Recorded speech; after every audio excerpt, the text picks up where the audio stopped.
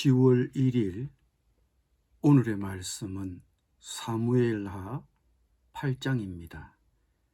그 후에 다윗이 블레셋 사람들을 쳐서 항복을 받고 블레셋 사람들의 손에서 메덱 암마를 빼앗으니라. 다윗이 또 모압을 쳐서 그들로 땅에 엎드리게 하고 줄로 지어 그 두 줄 길이의 사람은 죽이고 한 줄 길이의 사람은 살리니 모압 사람들이 다윗의 종들이 되어 조공을 드리니라.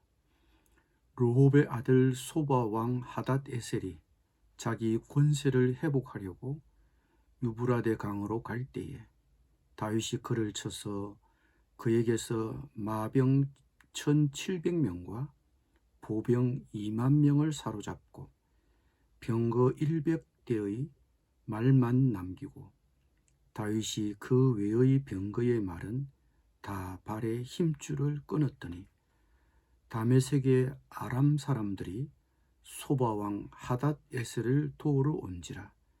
다윗이 아람 사람 22,000명을 죽이고 다윗이 다메섹 아람에 수비대를 두매 아람 사람이 다윗의 종이 되어 조공을 바치니라. 다윗이 어디로 가든지 여호와께서 이기게 하시니라. 다윗이 하닷 에셀의 신복들이 가진 금 방패를 빼앗아 예루살렘으로 가져오고 또 다윗 왕이 하닷 에셀의 골 베다와 베로데에서 매우 많은 놋을 빼앗으니라. 하맛 왕 도이가 다윗이 하닷 에셀의 온 군대를 쳐서 무찔렀다 함을 듣고 도이가 그의 아들 요람을 보내 다윗 왕에게 문안하고 축복하게 하니 이는 하닷 에셀이 도이와 더불어 전쟁이 있던 터에 다윗이 하닷 에셀을 쳐서 무찌름이라. 요람이 은그릇과 금그릇과 녹그릇을 가지고 온지라. 다윗 왕이 그것도 여호와께 드리되 그가 정복한 모든 나라에서 얻은 은금 곧 아람과 모압과 암몬 자손과 블레셋 사람과 아말렉에게서 얻은 것들과 소바왕 르홉의 아들 하닷 에셀에게서 노략한 것과 같이 드리니라. 다윗이 소금 골짜기에서 에돔 사람 18,000명을 쳐 죽이고 돌아와서 명성을 떨치니라. 다윗이 에돔에 수비대를 두되 온 에돔에 수비대를 두니 에돔 사람이 다 다윗의 종이 되니라. 다윗이 어디로 가든지 여호와께서 이기게 하셨더라. 다윗이 온 이스라엘을 다스려 다윗이 모든 백성에게 정의와 공의를 행할세 스루야의 아들 요압은 군사령관이 되고 아힐루스의 아들 요사밧은 사관이 되고 아히두베의 아들 사독과 아비아달의 아들 아히멜렉은 제사장이 되고 스라야는 서기관이 되고 요야다의 아들 브나야는 그렛 사람과 블렛 사람을 가나라고 다윗의 아들들은 대신들이 되니라. 아멘.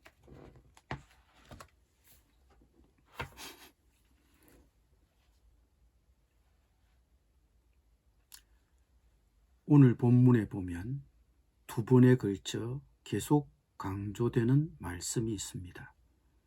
다윗이 어디로 가든지 여호와께서 이기게 하시니라 입니다. 이것이 다윗이 계속해서 전쟁에서 승리를 거두게 된 근거입니다. 사무엘서 저자는 다윗이 전쟁에서 이긴 것이 그의 전술이 뛰어났기 때문이 아니라 오히려 하나님이 그에게 복을 주셨기 때문이라고 지적하고 있습니다. 오늘 우리는 우리가 치루어야 할 영적 전투에서 승리하기 위하여 얼마나 하나님의 도우심을 의지하고 있습니까? 어디로 가든지 이기게 하시는 하나님을 신뢰하시기 바랍니다. 다윗은 한 나라의 수반으로서 외치와 내치를 성공적으로 시작하고 있습니다. 한 나라의 지도자는 외치만 잘해서는 안 됩니다. 내치도 잘해야 합니다. 내치는 외치보다 중요하고 그 영향이 오래갑니다. 그런데 그 내치를 잘하기 위해서는 통치 철학이 분명해야 합니다. 백성을 이끌어가는 다윗 왕의 통치 철학은 무엇입니까? 그것은 정의와 공의입니다. 15절은 이렇게 말합니다. 다윗이 온 이스라엘을 다스려 다윗이 모든 백성에게 정의와 공의를 행할세. 다윗은 나라를 정의와 공의로 다스렸습니다.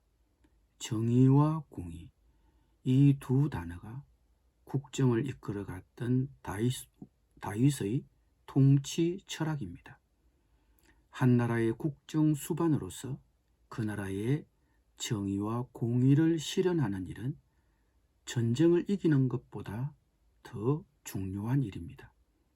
정의란 불의를 보고 참지 못하는 것, 단지 그것만을 말하진 않습니다.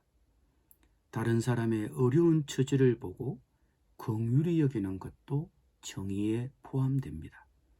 성경에서 정의를 행한다는 말은 다른 사람의 처지를 불쌍히 여기고 불의하지 않게 대하는 것입니다. 불의를 보고 참지 못하는 그 정도를 넘어선 아주 공세적이고 적극적인 말이 정의입니다. 그럼 공의란 무엇을 말합니까? 하나님의 법에 근거해서 올바른 사회 질서를 유지하는 것을 말합니다. 공의라는 말은 보통 법원에서 쓰이는 말입니다. 법을 집행할 때 공평하게 집행하는 것입니다. 그것이 공의입니다. 그래서 공의란 공평과 비슷한 말입니다. 억울한 사람의 민원을 듣고 약자를 보호하고 부당한 일로 한 맺히는 일이 없도록 공동체 성원을 돌보는 것, 그것이 공의입니다. 정의가 개인적이고 관계적인 측면이라면 공의는 주로 법적, 제도적 측면이라고 볼 수 있습니다. 이런 정의와 공의가 이루어지도록 다윗이 통치를 했다는 것입니다.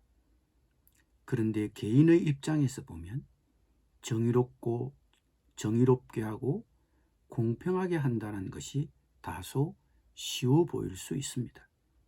나 혼자만 잘하면 되기 때문입니다. 그러나 정의와 공평이 내가 관계를 맺고 있는 공동체와 사회, 국가로 확장이 되면 그렇게 만만하지는 않습니다.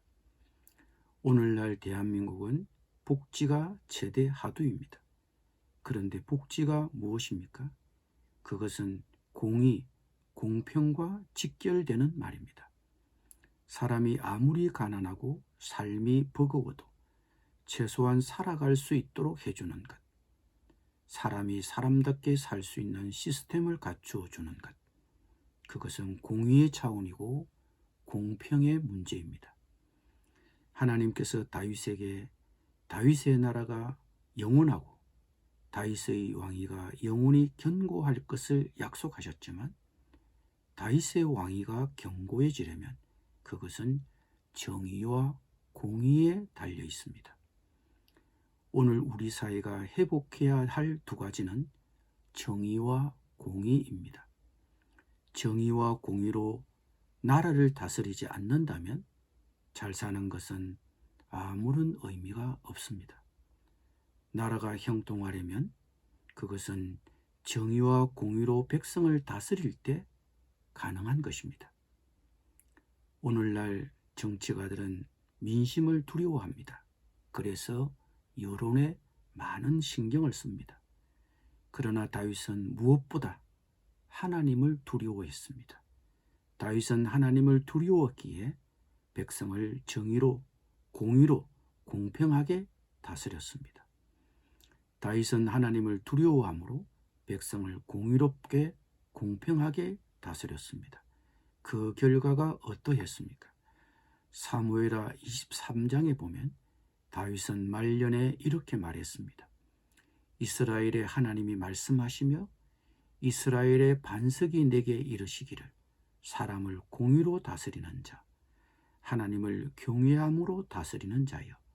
그는 돋는 해의 아침빛 같고 구름 없는 아침 같고 비 내린 후에 광선으로 땅에서 우미 돋는 새풀 같으니라 하시도다 라고 했습니다. 그의 통치는 이처럼 아침에 떠오르는 맑은 아침 햇살과 같았고 비가 온 뒤에 땅에서 새싹을 돋게 하는 햇빛과도 같았습니다. 그의 땅에 비옥함과 풍요를 가져다 주었습니다. 결실이 있었습니다. 나라가 잘 되려면 정의와 공의에 달려 있습니다.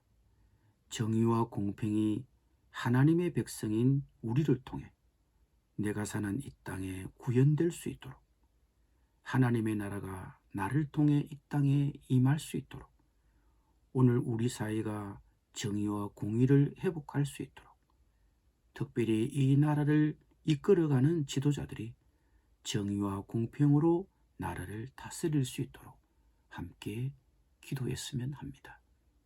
기도드리겠습니다. 주님, 오늘 하루도 우리가 치루어야 할 영적 전투에서 승리할 수 있도록 하나님의 도우심을 의지합니다. 오늘 우리가 사는 이 땅에도 정의와 공의가 구현될 수 있도록, 특별히 이 나라를 이끌어가는 지도자들이 정의와 공평으로 나라를 다스릴 수 있도록 지도해 주시옵소서. 예수님의 이름으로 기도드립니다.